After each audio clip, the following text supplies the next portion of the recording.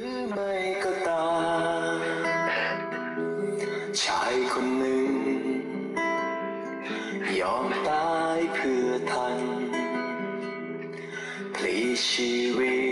ตทั้งเลือดและเนื้อทนทุกข์ลำบากพระองค์ทรงถูกเหยียดหยามมงกุฎน้ำทิ่มแทงพระองค์โลหิตที่หลั่งออกมาเพื่อนำมาไถ่บาปของเรา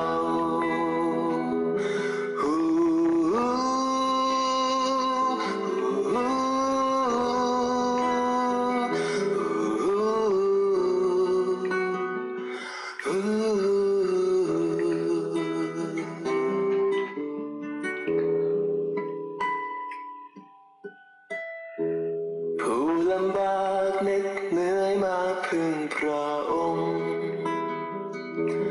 แล้วพระองค์จะช่วยบรรเทาช่วยประคองดวงจิตชอกช้ำทุกวันเวลาพระองค์ทรงเข้าใจท่านไม่ว่าท่านจะเป็นชั้นใดความรัก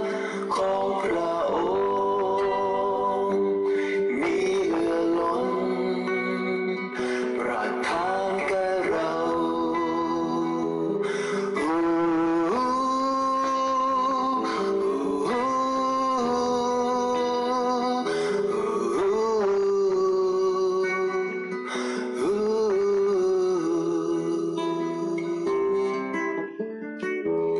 ท่านจะเชื่อหรือไม่ก็ตามชายคนหนึ่งยอมตายเพื่อท่านพลีชีวิตทั้งเลือดและเนื้อทนทุกข์ลำบากพระองค์ทรงถูกเหยียดหยามมงกุฎน้ำทิ่มแทงพระองค์โลหิตที่หลั่งออกมาเพื่อนำมาไถ่บาปของเรา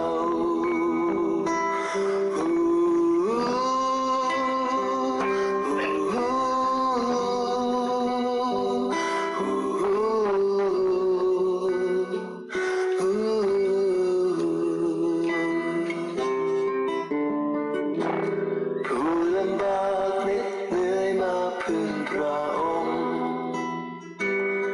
แล้วพระองค์จะช่วยบรรเทาช่วยประคองดวงจิตชอกช้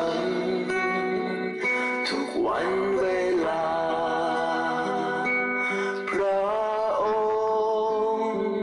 ทรงเข้าใจท่านไม่ว่าท่านจะเป็นเช่นใด